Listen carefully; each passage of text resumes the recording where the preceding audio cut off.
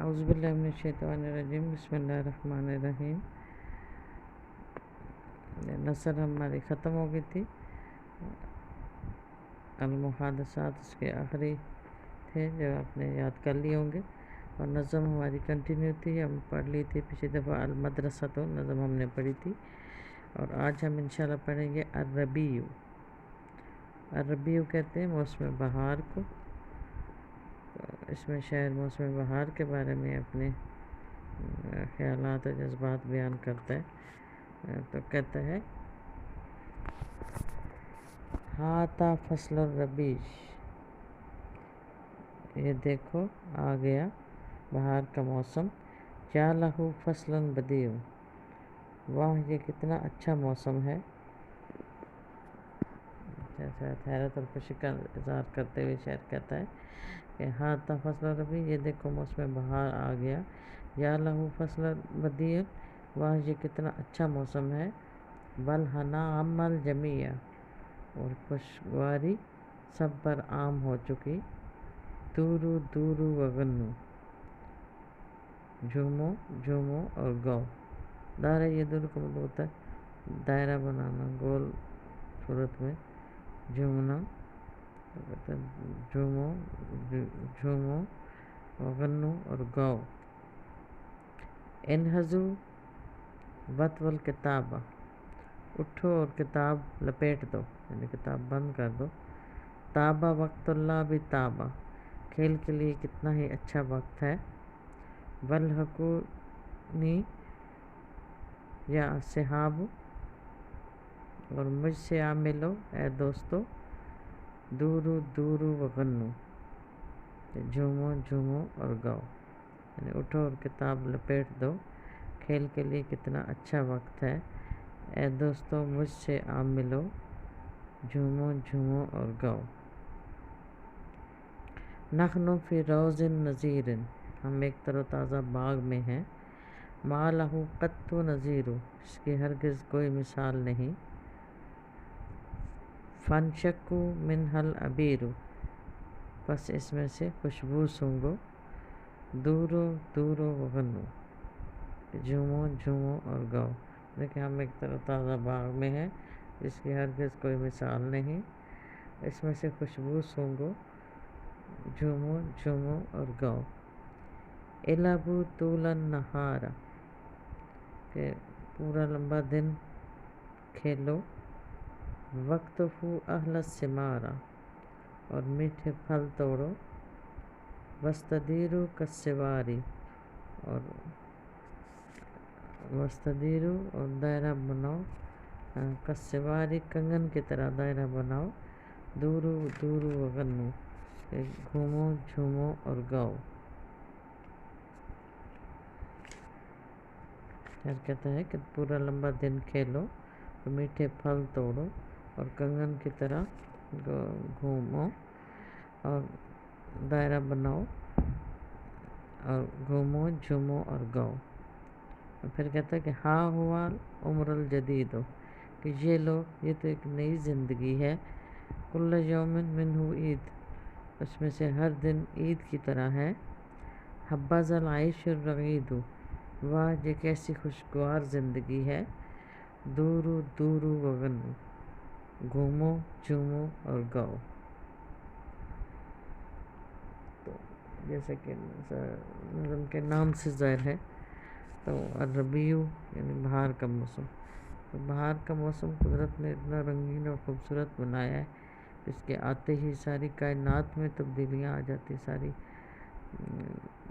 زمین پہ جتنے بھی ہوتے ہیں درخت، ان پہ پتے اگتے ہیں، پھول اگتے ہیں، پھل اگتے ہیں، تو یہ جو رنگا رنگی بہار کی ہوتی ہے، اس میں خوشی کے اظہار کے لیے جو ہے شاعر کہتا ہے کہ دیکھو موسم بہار آ گیا ہے، اور کتنا اچھا موسم ہے، خوشی سب پر عام ہو گئی ہے، گھومو جھومو اور گاؤ۔ اب یہاں گھومو جھومو اور گاؤ سے مراد ہے کہ خوشی کا اظہار کرو، یعنی خوشی کے اظہار کے لیے عام طور پہ یہ ہوتا ہے کہ لوگ گھومتے ہیں جھومتے ہیں اور گانے گاتے ہیں، تو اس لیے شاعر یہ کہتا ہے۔ تو جب آپ کسی بھی نظم کی تشریح لکھتے ہیں، میں نے پہلے بھی بتایا تھا، تو سب سے پہلے اس کا مرکزی خیال لکھیں گے، اس میں شاعر نظم میں کیا کہنا چاہتا ہے آن دا ہول. تو اس میں یہی آپ لکھیں گے کہ شاعر بہار کے موسم کی خوبصورتی کو بیان اس میں کر رہا ہے اور مختلف زاویوں سے اس کی خوشی کا اظہار کا بتاتا ہے.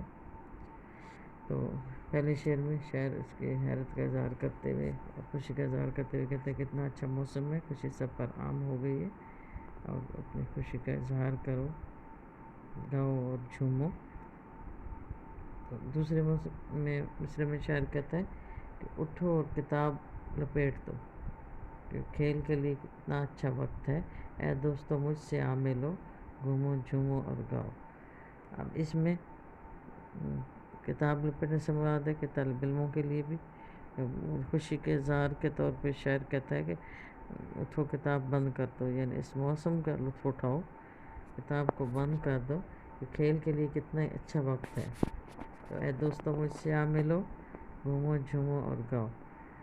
تو طالب علموں کو اور کیا چاہیے ہوتا ہے کہ ان سے کہیں کہ کتاب بند کریں اور کھیلیں، انجوائے کریں. تو اسی لیے شاعر نے اس میں طالب علم کو بھی تحریک دی ہے کہ اپنی کتاب رکھ کر موسم بہار کا لطف اٹھاؤ. پھر کہتا ہے کہ اے دوستو مجھ سے آ ملو، گھومو جھومو اور گاؤ. پھر اس سے اگلے مصرے میں نحن فی روض نظیر، یعنی ہم ایک تر و تازہ باغ میں ہیں جس کے ہرگز کوئی مثال نہیں، اس میں سے خوشبو سونگھو، گھومو جھومو اور گاؤ. تو باغ میں بہار کا جو اصل مزہ نظر آتا ہے، اس کا منظر نظر آتا ہے، وہ باغ میں نظر آتا ہے. شاعر کہتا ہے کہ ہم ایک تر و تازہ باغ میں ہیں جس کی ہرگز کوئی مثال نہیں، اس میں سے خوشبو سونگھو، گھومو جھومو اور گاؤ. تو باغ میں ہر چیز جو ہے وہ تر و تازہ نظر آتی ہے بہار کے موسم میں. تو اسی لیے شاعر جو ہے کہتا ہے. تو اس طرح آپ اس کی تشریح میں علامہ اقبال کے اشعار لکھ سکتے ہیں، اور بھی جو اچھے اشعار اس میں بہار کے بارے میں ہیں، پھولوں کے بارے میں ہیں، آپ اس میں لکھ سکتے ہیں.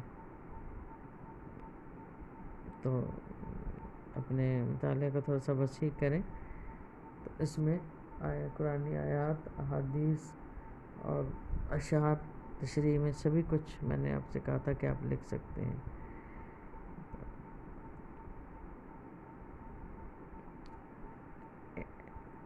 العبوا طول النہار، کہ پورا لمبا دن کھیلو.